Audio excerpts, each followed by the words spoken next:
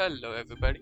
Today I'll be making a starting or rather video series of Civilization 6. I will explain what it is in the game once I launch it. Just so you know, it's going to be a multiplayer hot seat game where I play all 12 civilizations. I hope it goes well and I hope you enjoy it.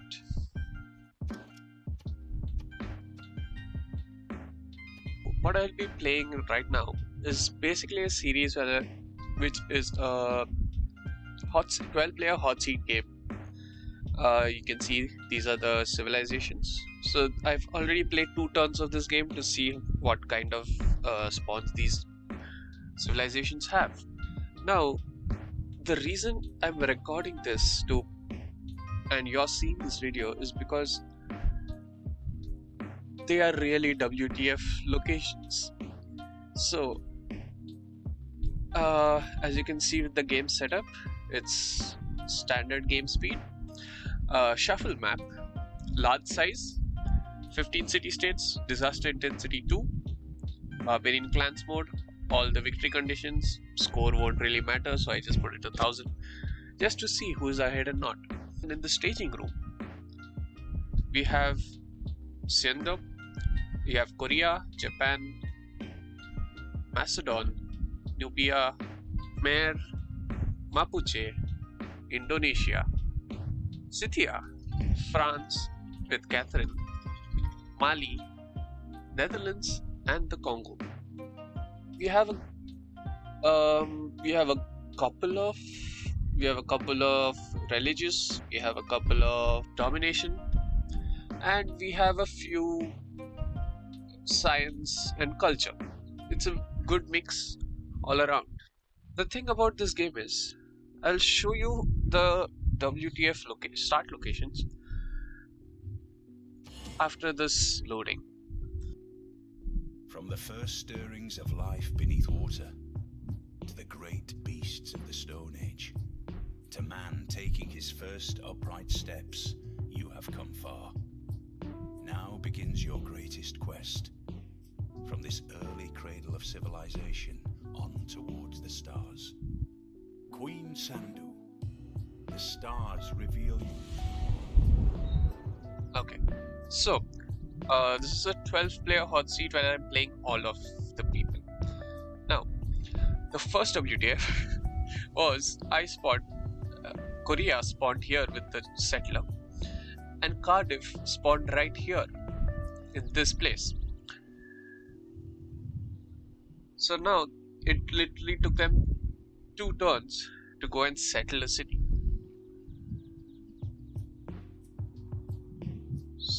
Another thing, where are the hills? There's one here, there are a few here. This is not looking good for Korea. So let's quickly go through these turns. These are the beginning turns which are going to be quite slow, and it's standard speed, so let's see. This is Japan. So Japan gets a lot of benefits for being coastal, so not bad. There is a good coast, and apparently this is just a really thick river, you can say, which is fed by a smaller river. So we'll probably have to find a way to this place, though Seto Sea is supposed to be here. Anyways, so 2 food, 1 food. I just mostly settled exactly where the settler was or moved once, except for Alexander, because he started, I guess, here, and then I moved here, seeing that, oh, there might be better tiles, but they were not. So this is the place I'm going to settle. Or maybe not. Let's explore a little bit more. No production at all.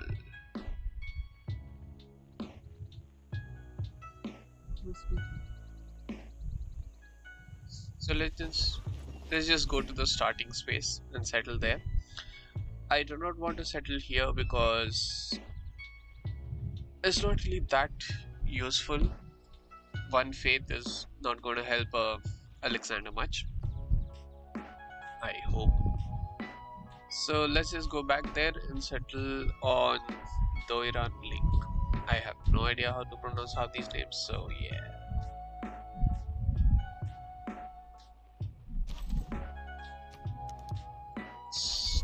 There is Nubia. Nubia would like deserts. As it turns out, that's tundra. This entire part is cold. So from this you can see that it's a cold map.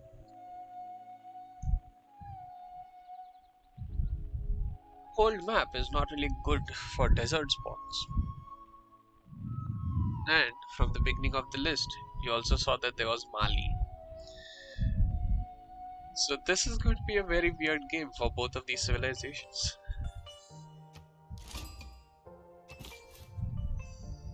There is Khmer. As you can see, the tundra is right there. And that's the end of the map. So we are nowhere close to the top, but there is tundra all over the place.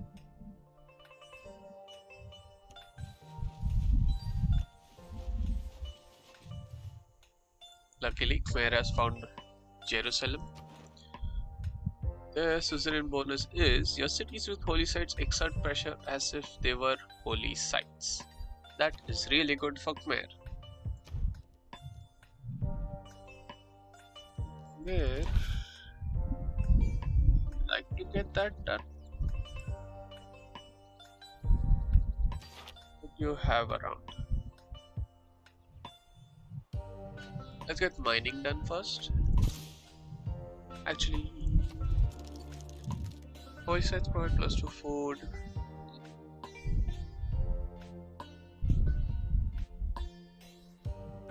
Aqueduct, yes. Aqueducts are along this line.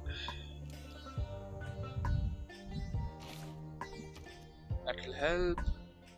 Let's go with a scout and a monument. Now this is Mapuche. Mapuche can start kind of anywhere. What they need is someone to be near them to basically go to war. As of now, all cities mostly have been near the coastline, and generally when there's a lot of coastline, the spawn locations, there are going to be a lot of islands or very snaky lands.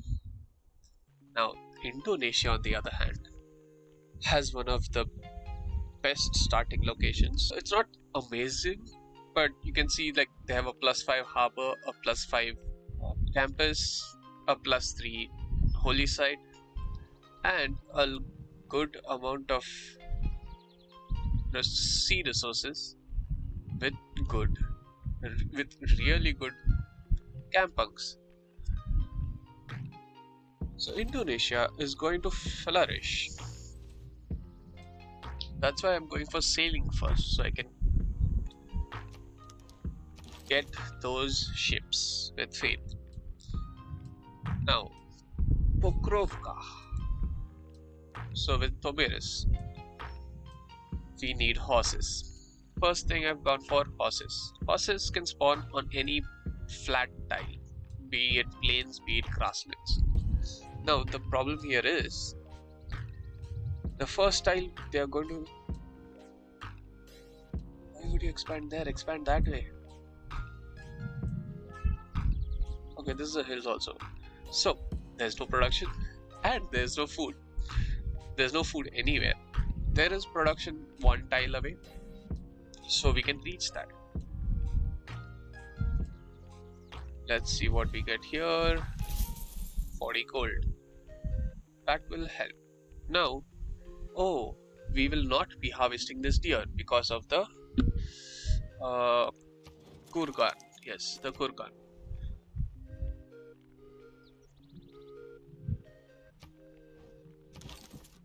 Them this is France. I don't have much experience with France, but it's mostly wonder building and spice. So, and the chateau gives, we have a really good chateau here with sugar and tea, because of sugar and tea. And then if we place a wonder, it gets even better. And getting this wonder would be very useful. So let's keep exploring and see what else we get. That's a bonus.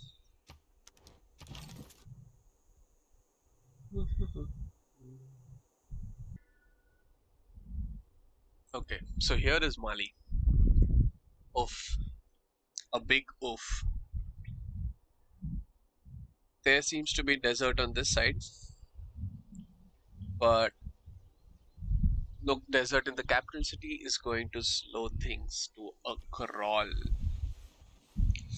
That's why I'm going for mining first, so that as soon as I get 200 gold, yes, 200 gold for a builder, I can quickly build a mine and start getting some gold.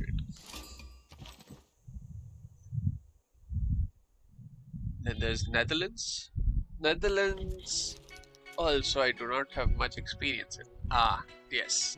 Netherlands is also why this land? Because they need to build, as you can see, I am not going to pronounce that. Major adjacency bonus for campuses, theater squares, and industrial zones if next to a river. The Great River. We have two tiles where we can place things. So, let's say I place a theater square there and industrial zone there. It's not bad. It's a plus.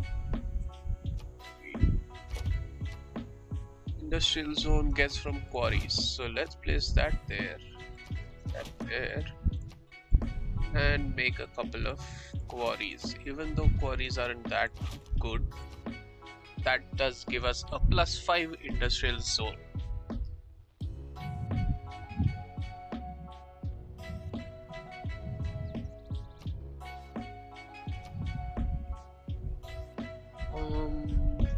You get adjacent wonder tile.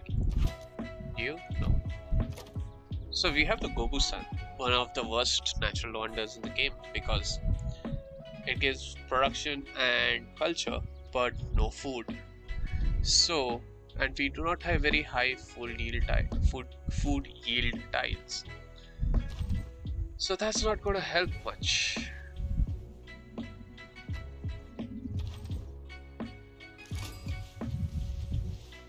Wembe has found Bologna.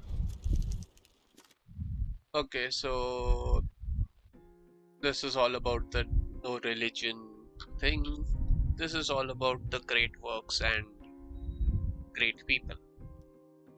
So we need a lot of districts. Now we have 2 food, 2 production, 2 food, 2 production, 3 food, 1 food, 3 production, 1 food, 3 production. Tiles are good. Then we have a 3 food tile here. So this tile will allow us to work one of these. This tile will help us to work another of them. So right now, let's get that scout out and then change into the food. Because we need to explore to settle more cities.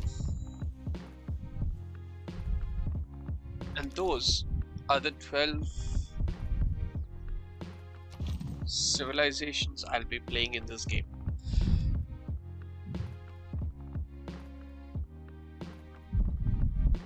Let's explore. Let's keep exploring. So, the barbarian clans mode, we have the grey rat. And the logo is a skull. Okay. So there seem to be a few hills here. Possible next city.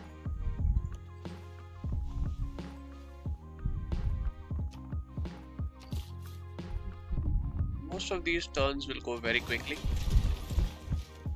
as you can see. So I'll mostly be fast forwarding through these parts.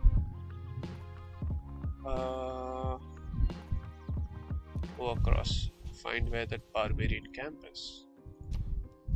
Let's get... not going to get much horses.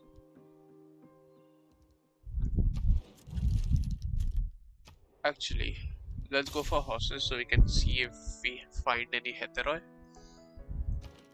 Let's go for a scout so we find someone to attack.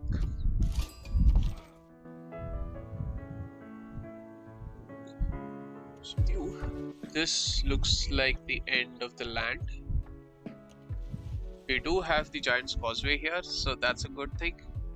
That'll give our units more combat strength. We still need to keep going down here. Let's see where this goes. You need to go all the way around. There's a volcano here which will improve all of these tiles. Though it's a level 2 disaster intensity, so the disasters will be not that many.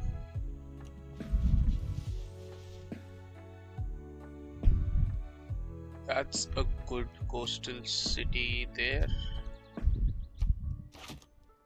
And hopefully there's a good harbor. +3. Nope, there is not. There are no fish resources here.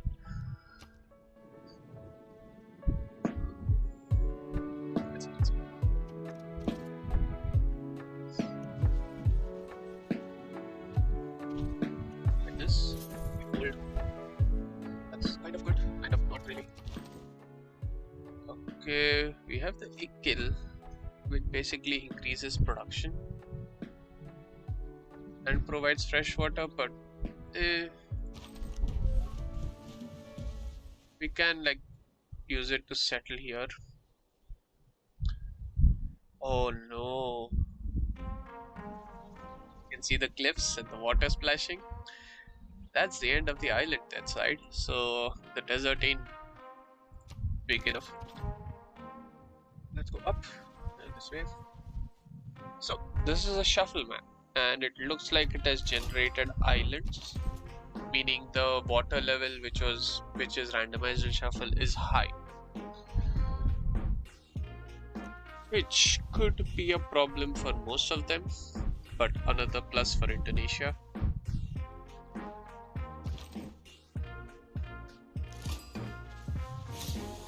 And we have found Alexander.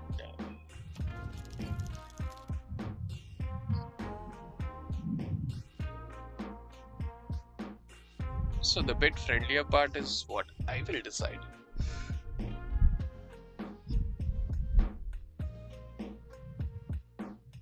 I'm trying to be as unbiased in this as possible, though my internal I want to be peaceful part still remains. So let's actually send the delegation because it's a one-time good thing. We are not going to need that gold right now for anything else, so let's just do that, and hopefully he'll accept it.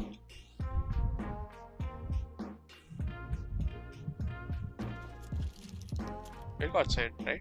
Yeah. Hopefully he'll accept it and send one back so we get the gold back. The delegation is basically a 25 gold gift which we are giving them. Atananarivo, what do you give? Your civilization gains 2% culture for each great person it has ever earned, up to a total of 30%. That is really good. I was planning to go as a culture victory for this. Let's see if we can probably do that.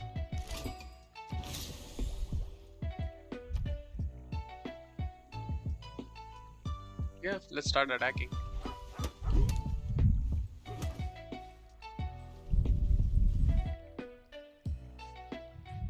We have found our first victim. So we need to start exploring that way. Yes, your delegation is most welcome. I'll send one back. So that does the delegation. It doesn't, right? It doesn't reveal the capital. So they're on this way.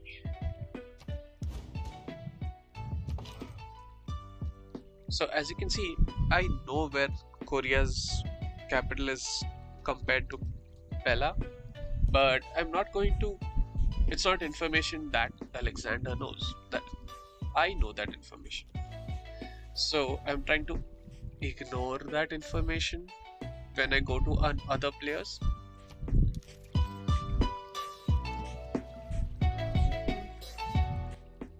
So you need to settle near on rivers, and there are no rivers. Oh, there's a river here.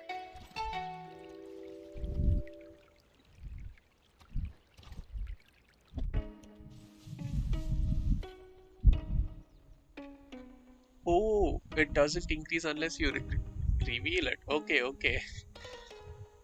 That's good.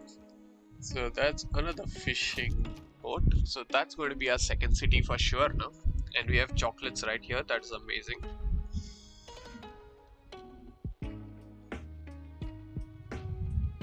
Can the kampong be built beside one another? Yeah, it doesn't say anything like that. So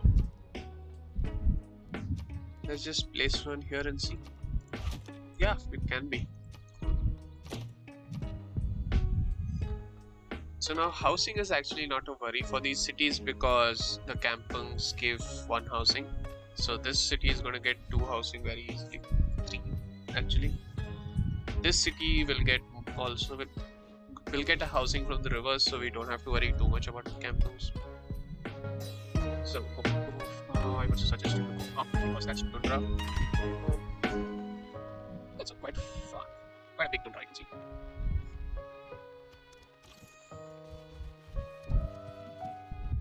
I'm going to try to keep my thoughts while playing a particular civilization so that, I don't know, later on probably I'll make it a story of one civilization and then basically I'll have 12 stories to play through. So yeah, let's see if I can do that.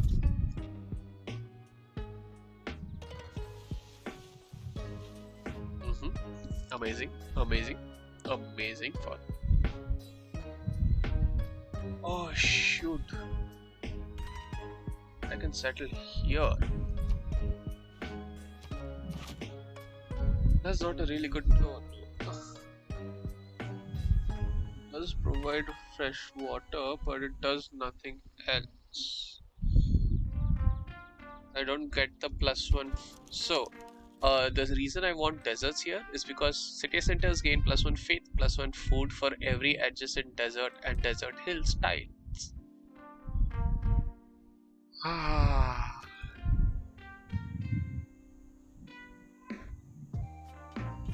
Hopefully this is larger with more desert. Else this is going to be a really difficult game for us. That is all. You're in the wrong area, my friend. Actually, my area. So unlike other games where people immediately go for a settler as soon as they have 2 population, I will not be doing so because I'm playing against myself. I'm not an aggressive settler. That'll be it for this episode, and I hope you liked it, and I hope you like the idea of me doing this. And I will continue to do at least a few more episodes of probably like 5 turns each, I'm guessing. I'll try to keep the length to about 30 minutes. And yeah, thank you.